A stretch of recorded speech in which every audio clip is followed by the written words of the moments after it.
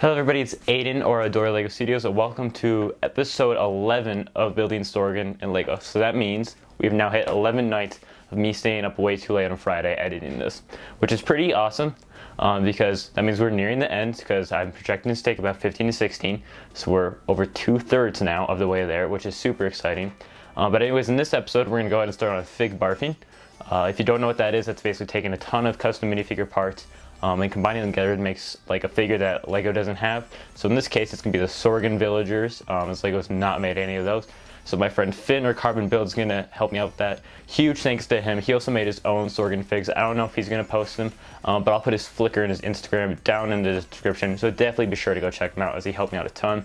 We're also gonna run into a problem in this episode, and that problem is spacing, because if you guys remember in the past, there's a huge gap in the middle, so stay tuned if you want to see how I fix that. Yeah, let's just go ahead and hop right into the video. Alright guys, so I'm currently attempting to do my first Figbarf ever, really, because I don't do Figbarfs often. So I've been calling with my friend Finn or Carbon Builds. He's very active on Instagram. I don't think he posts on YouTube, but I'll be sure to link him down below in the description of this video for all the help that he's been doing. But anyways, we were looking at some pictures of the Sorgan villagers, and he went ahead and created this figure, which I'm really liking, especially that trench coat design, which he's gonna try to help me do. But basically what we decided on is that the color scheme will be dark brown, reddish brown, and then dark blue predominantly, and then we can also have some like sand blue or just normal blue in there. So these are all the legs that I assembled to go ahead and try and make these villagers. These three are probably gonna be my favorite to use. Torso, we're still trying to figure out what I can use for that. I'm probably just gonna use some Jedi torsos as I pulled from here, and then I'm gonna use these guys' faces, as I never gonna use this guy in a mock. Quinlan Voss isn't that big of a deal to me. I don't even know this guy's name. And then Luke Skywalker's, we have two of these figures, me and my brother, so we're gonna go ahead and probably strip off those torso and leg to use for other figures. And then here's all the accessories I've assembled that I might use. And then a cape, obviously we might be able to turn that into a skirt or a trench coat like the one that Finn's showing me. But I'll go ahead and exit out of this and show some reference pictures that we were sending earlier. So this is what they look like. So as you can tell, it's predominantly just dark blue and sand blue, but I don't have a lot of sand blue parts, so I just go dark blue mostly, and then some reddish brown. But anyways, yeah, let's go ahead and begin Figbarfing, and I'll show you what I come up with. Alright guys, so to start off this part, we'll just start off with the figs I have Figbarf that I was talking about in the last part of this episode. So I finally got that trench coat thing, sort of vest to be cut right. So I have 5 more of those capes coming in, I believe.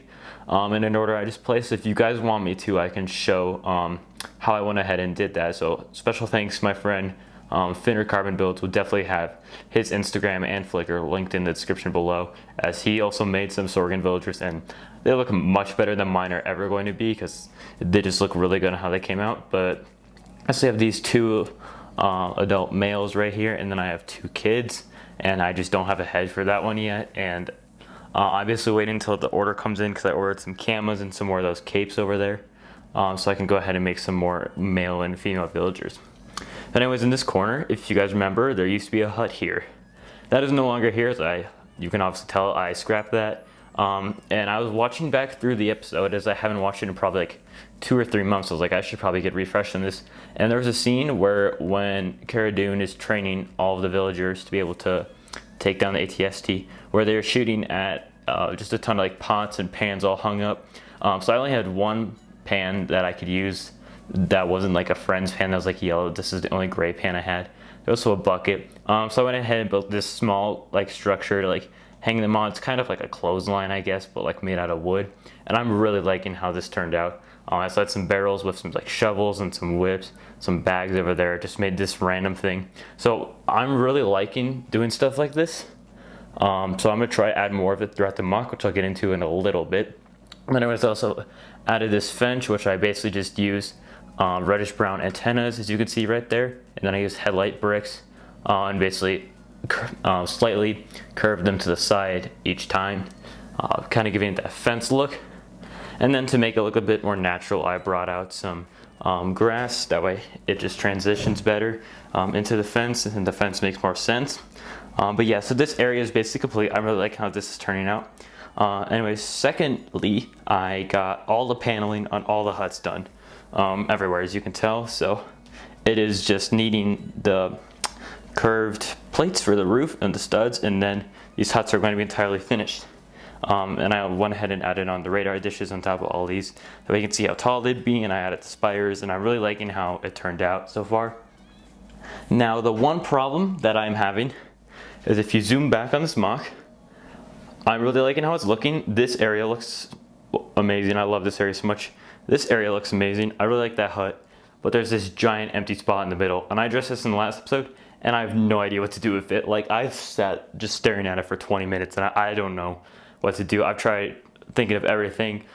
There's a certain like small vehicle. It's almost like a cart, but it floats, or like a wagon, but it floats, and like that wouldn't even take up, like that would take up less space than the circle I have here. Now, for those of you who don't know, that circle is the exact size that these huts are. So I'm thinking about adding in a fourth hut, or moving this hut over here and seeing how that looks. And then I could go ahead and do small like wooden structures all over here, just make it be like a kind of more open field, because I feel like it'd be more natural towards the back of the mock than just smack in the middle of the mock. Because if I added like small wooden like stuff everywhere over here, using just random assortments of parts that I have in here, like those wheels, those paddles, and like making support structures like that, if I added those all over here, like all in the middle, it would look really weird and out of place. So anyways, I'm going to go ahead and move this over here and see how it looks. Obviously, I will probably add in some more reddish brown over here as well to try to fix that, because it's just a ton of dark tan over here. Like, the ratio is not even close, whereas over here, it's a pretty good ratio of dark tan to reddish brown. So anyways, I'm gonna go ahead and move this hut over here, and then we can see how that looks. And then I'll either put a poll up, or you guys can comment whether you like just moving a third hut over, or if you think I should have the fourth hut here, and then that would complete the mock. So let's go ahead and move that third hut over here. All right, guys, so I've rearranged the huts. I think I have a layout that I actually like a lot. So basically, did not end up moving that one, as when I had moved it over here, it looks so awkward, just having three bunched up here, and then just, it was an even bigger empty space than before, which sounds ridiculous, but it honestly was. So I'm gonna go with a hut here, hut here, hut here, so I don't have to order any parts, which is awesome, because I was really not wanting to do the fourth hut, because that would have cost quite a bit more money that I don't really have to spend right now, since work is hard to find since everybody's quarantined and we're told to shelter in place. But anyways, getting back to the mock, another problem I also identified is that honestly one of the reasons it looks like so open and like empty over here is because there's no reddish brown here. So I'm gonna rip up some of this dark tan, put in reddish brown, maybe put some dark tan here, like just vary it more, so having this huge splotch of dark tan. So basically what the layout's gonna look like now is obviously these three huts. Over here, I'm gonna have like maybe like outdoor tables and like community space. I'll probably do something like that back over there.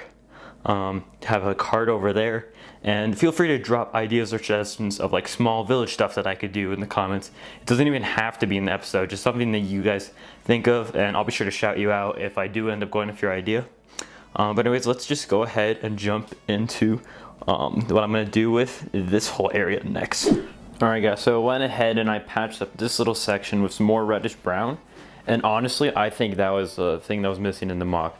Like from here, this space still looks a little empty, but when I put in, I might put in another barricade or a cart over here, so then that will solve that. So I think I've solved the empty space problem, as especially from this angle, it doesn't look nearly as empty with the reddish brown coming in from over there, and then the dark tan kind of trailing off of there. It looks a lot more natural.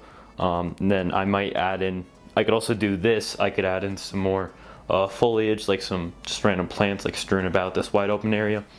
And I went ahead and I also moved this hut a little over to the right. As you can see, it used to be where that kind of break in the plates is right there. So it's not a huge move, but having that partly on the dark tan is also going to help since I moved that more forward. So it just gives the illusion that there's a lot more depth, especially if you look at the mock from this angle. And it's just all really started to come together, which is super cool. I have an order coming in for that I can finish the huts, so the huts will be done in the next episode, assuming that the order does not get delayed because it's already shipped. So I'm gonna be able to finish all the roof around the huts.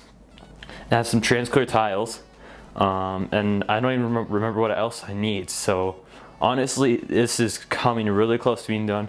Still debating on whether or not I want to do a custom ATST, because I want that to be kind of the focal point of the MOC, as everything is this color scheme, and then when you take the ATST and just look at it, like the brown legs match, but like that huge just like gray spot on the MOC is really going to stand out.